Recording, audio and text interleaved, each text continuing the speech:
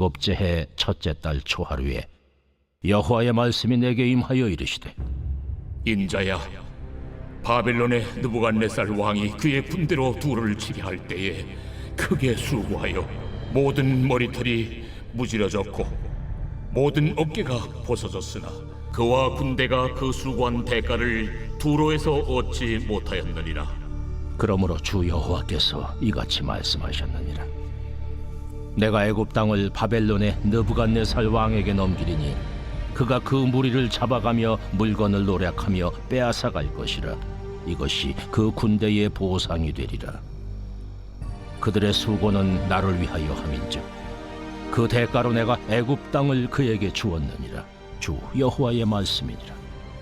그날에 나는 이스라엘 족속에게 한 뿔이 돋아나게 하고 나는 또 내가 그들 가운데서 입을 열게 하리니 내가 여호와인 줄을 그들이 알리라.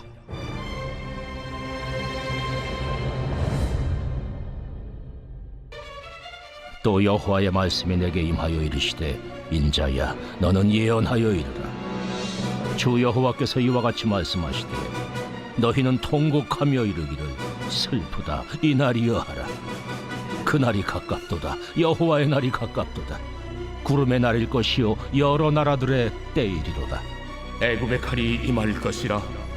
애굽에서 죽임당한 자들이 엎드러질 때에 구세에 심한 근심이 있을 것이며 애굽의 무리가 잡혀가며 그 터가 헐릴 것이요 구스와 붓과 룻과 모든 섞인 백성과 국과 및 동맹한 땅의 백성들이 그들과 함께 칼에 엎드러지리라. 애굽을 붙들어주는 자도 엎드러질 것이요 애굽의 교만한 권세도 낮아질 것이라. 믹돌에서부터 수에네까지 무리가 그 가운데서 칼에 엎드러지리라.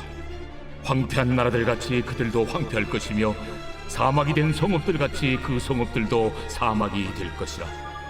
내가 애굽의 불을 일으키며 그 모든 돕는 자를 멸할 때에 그들이 나를 여호와인 줄 알리라.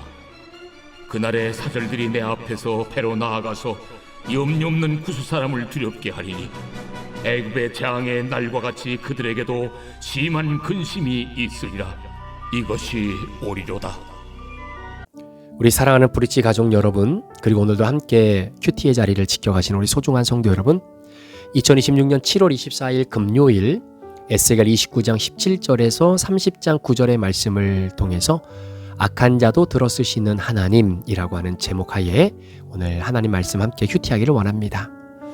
오늘 우리가 함께 다루게 될 이 본문 말씀에 굉장히 독특한 장면이 좀 기록되어 있는데요. 하나님께서 바벨론의 느부갓네살 왕을 사용하셔서 두로를 심판하셨습니다.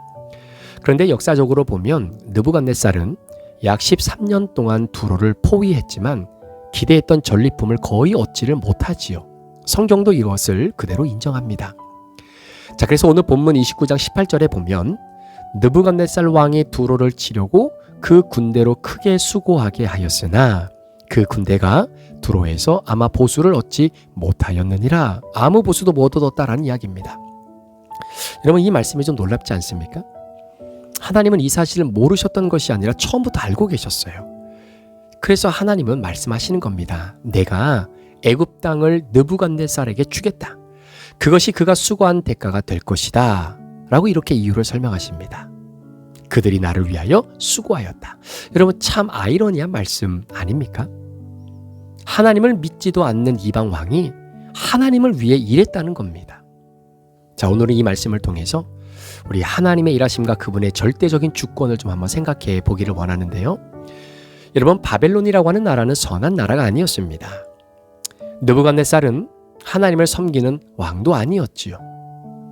오히려 자신의 야망을 위해 전쟁을 시작했고 그리고 자신의 영광을 위해 나라를 정복했던 사람입니다. 자, 그러나 하나님은 느부갓네살 왕을 향해 이렇게 말씀하십니다.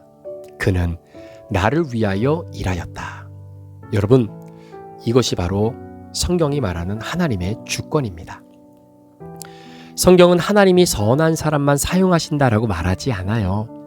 애굽의 바로도 사용하셨고 아수르도 사용하셨고 바벨론도 사용하셨고 바사의 고레스 왕도 사용하셨습니다. 하나님은 때로는 믿음의 사람을 사용하시고 때로는 하나님을 알지 못하는 사람까지 사용하셔서 결국은 하나님의 뜻을 이루십니다. 이것은 악을 하나님이 기뻐하신다는 뜻이 아닙니다. 악은 여전히 악입니다. 그러나 하나님은 그 악마저도 당신의 계획을 이루는 도구로 사용하실 만큼 크신 분이다라는 것이지요. 마치 거친 파도조차 결국은 하나님의 손 안에 있는 것과 같은 것 아니겠습니까? 자, 오늘 본문에서 또 하나 놀라운 사실이 하나 드러나게 되는데, 자, 그렇게 하나님은 느부갓네살의 수고를 기억하신다라는 겁니다. 여러분, 느부갓네살이 두로와 전쟁을 할 때 하나님께 영광을 돌리려고 싸운 것은 아닙니다. 그러나 하나님은 그가 수고했다, 그의 군대가 애를 썼다, 그러므로 내가 애굽을 그에게 주겠다, 이렇게 말씀을 하시는 겁니다. 우리는 여기서 하나님의 공의를 좀 보게 되는 거죠. 하나님은 사람의 수고를 가볍게 여기지 않으십니다. 더욱이 하나님의 자녀들의 수고는 얼마나 더 귀하게 기억하시겠습니까? 여러분들이 교회를 위해 드린 눈물, 가정을 위해 드린 기도, 보이지 않는 곳에서의 섬김, 아무도 알아주지 않는 헌신, 사람들은 몰라도 하나님은 다 기억하시는 겁니다. 자, 갈라디아서 6장 9절의 말씀에 보면 우리가 선을 행하되 낙심하지 말지니 포기하지 아니하면 때가 이름에 거두리라. 여러분, 하나님의 보상은 결코 헛되지 않은 줄 믿습니다. 저희가 화요일 날 큐티 할 때도 또 월요일 날도 여러분께 그런 말씀을 드렸지만, 여러분, 우리가 에스겔서를 읽고 또 묵상하다 보면 계속해서 반복되는 표현이 있습니다. 그것이 뭐냐면 그들이 내가 여호와인 줄 알리라. 자, 오늘 본문에도 계속 등장합니다. 애굽을 심판하는 이유도, 바벨론을 사용하시는 이유도, 두로를 무너뜨리는 이유도 모두 하나입니다. 하나님의 존재와 주권을 세상에 드러내는 것입니다. 그러니까 우리는 종종 이렇게 묻지요. 왜 이런 일이 일어났을까? 왜 악한 사람이 성공하는 사람인 것처럼 보일까? 왜 하나님은 그들을 막지 않으실까? 그러나 성경은 우리의 시선을 더 높은 곳으로 돌려놓습니다. 하나님은요, 역사의 한 장면만 보시는 분이 아니라 역사 전체를 다스리는 분입니다. 우리는 고작 한 페이지를 보지만 우리 하나님은 책 전체를 보고 계신다라고 볼 수 있는 것 아니겠습니까? 우리는 오늘 내가 흘린 그 아픔의 눈물만 보지만 하나님은 영원한 결말을 보고 계시는 거지요. 그래서 하나님의 역사는 때로는 이해가 되지 않습니다. 그러나 우리가 바라보지 못하는 것까지 하나님은 다 섭리하고 계시기 때문에, 그래서 언제나 그분은 신실하신 거예요. 자, 이런 하나님의 주권을 어떻게 우리의 삶에 적용할 수 있을까요? 여러분, 세상이 혼란스러워도 하나님의 통치를 신뢰하십시오. 아무리 우리가 살고 있는 나라가, 또 우리가 두고 온 조국이 정말로 삶의 희망이 안 보인다 손치더라도, 여러분, 하나님께서 그들을 붙잡아 놓고 우리 조국 대한민국과 이 나라 민족을 하나님이 사용하시고 통치하신다라는 것을 신뢰하시기를 축복합니다. 오늘날에도 우리는 이해하기 어려운 일들을 많이 보지요. 전쟁이 일어나기도 합니다. 악한 지도자가 권력을 잡고 불의가 승리하는 것처럼 보입니다. 하지만 하나님은 여전히 역사의 주인이십니다. 사람들은 권력을 가진 것 같지만 실제로는 하나님이 허락하신 범위 안에서만 움직이는 거지요. 따라서 성도들은 세상을 두려워하기보다는 그 세상을 통치하고 이끄신 하나님을 신뢰해야 되는 겁니다. 두 번째로는요, 내 삶에 일어나는 이해되지 않는 일 있지요. 그러나 그것을 하나님의 큰 그림 안에 있음을 믿으시기를 축복합니다. 우리는 종종 왜 이런 직장을 내가 만나게 되었을까? 왜 이런 사람을 만나고 왜 이런 고난이 내게 왔을까? 왜 이런 불청객 같은 이런 일들이 내게 일어날까? 우리는 스스로에게 묻습니다. 그 순간에는 이해가 되지 않습니다. 그러나 시간이 지나면 하나님께서 그 모든 일을 사용하셔서 우리를 빚어가셨음을 깨닫게 됩니다.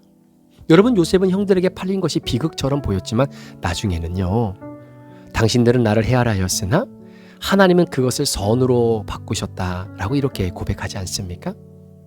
하나님은 오늘도 저와 여러분의 실패와 상처와 눈물까지도 사용하십니다.